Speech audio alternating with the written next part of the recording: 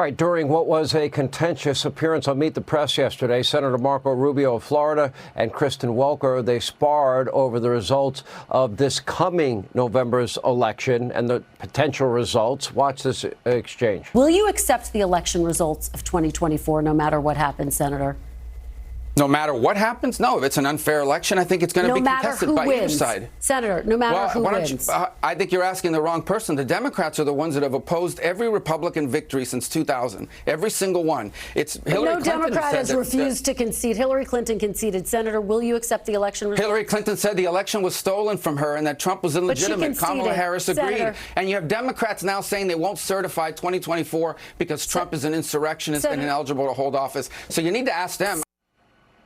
Republicans, before you go on the media mob, go on with them, watch that interview and watch his previous interviews. Senator Rubio is correct. Since 2000, Democrats have denied the results of every single Republican victory for the most part.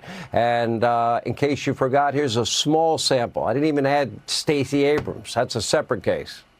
I believe he knows he's an illegitimate president. I think it's also critical to understand that, as I've been telling candidates who have come to see me, you can run the best campaign, you can even become the nominee, and you can have the election stolen from you.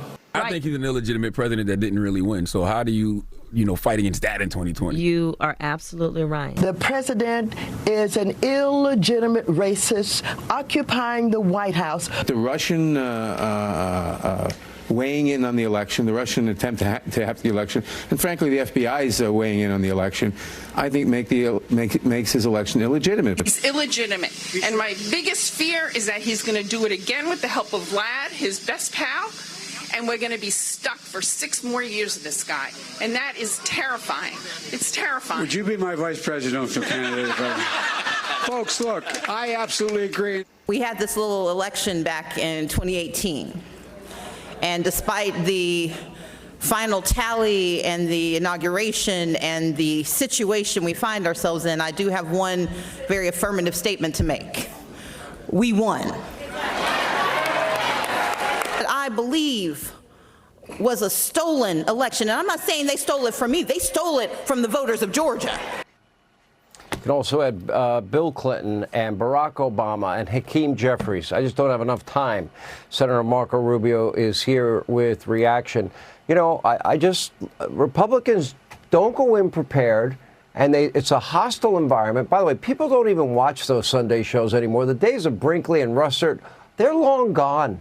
And people aren't even watching those Sunday shows like they used to. And I just love the fact when you go on, you don't take their crap. Well, I mean, the premise is something that needs to be challenged, because the truth is that, most people have forgotten that they did all of that, because it isn't widely reported. There certainly wasn't a string of repeated interviews in which every Democrat has asked these questions. But I think we need to understand what's happening right this very moment. Okay, there are Democrats right now that are toying with the idea. There was a piece in The Atlantic. There were people that wouldn't comment on it. Some are toying with it, with this whole notion that if Trump wins, they will basically refuse to certify because they're going to argue that he is an insurrectionist and therefore ineligible to hold office, and that'll be grounds to throw out the electors of these states and so forth. They're already talking about that. And so I think it's important to point out that they should be the ones that are asked. I believe, if I'm not mistaken, I would say 12, maybe 13 Democrats have appeared on Meet the Press in the last year under this host. Not a single one of them has been asked the question of whether they will accept the election if Trump wins, no matter what. They'll never ask that question. They need to be asked that question because they're the ones, as you said at the outset, they have challenged, they have disputed the credibility and the legitimacy of every Republican presidential win since 2000. Yeah, I mean, and again, we didn't include Obama. We didn't include Hakeem Jeffries. We didn't include Bill Clinton, and they've all done the same thing, too. They're all election deniers. But you're right. The media never asked that question. Why?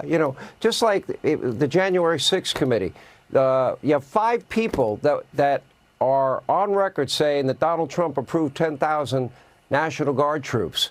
And it was Muriel Bowser who denied it in writing. You have the Capitol Police Chief begging for National Guard troops. They didn't want to bring him in. They kept out conveniently in their Hollywood-produced primetime special led by Liz Cheney that, Donald Trump said peacefully, patriotically, march to the Capitol so your voices will be heard. All of this is distorted. Now we're in the middle of this trial. What's your reaction to what happened in the courtroom and what's happening with the weaponization of the DOJ? Well, let me first say that the trial is a national embarrassment. I mean, the whole world is watching this thing and just wondering, like, what's happened to America? America used to put sanctions on countries that did this kind of thing. And then you have Michael Cohen. Michael Cohen is like the Fredo character in Godfather. He's desperate to, he feels like his others have gotten ahead of him. There are others who are more impressive. So he wants to have something of his own. He ends up betraying his family and almost getting people killed in the process. And that's Michael Cohen. This is a guy that was rented some suite over at the Hay Adams, is looking across at the White House.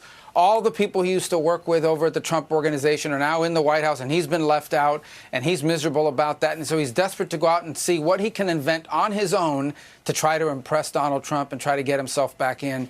And that's what's coming across here, not to mention the fact that the guy is an admitted, convicted serial liar and apparently now also a thief who stole money from the Trump Organization, again, to be able to go back and take credit for having achieved something and having done something on his own without anybody telling him to do it. This whole thing is a disaster. That if I ever told anybody that the leading candidate for president of the Republican or Democratic Party, for that matter, but the Republican Party in this case, would be standing trial in a courtroom in which a judge who was an open Biden supporter, a prosecutor who's an open Biden supporter, and a jury drawn from the most liberal county in America, and somehow that's a fair trial on ridiculous charges, on completely ridiculous charges.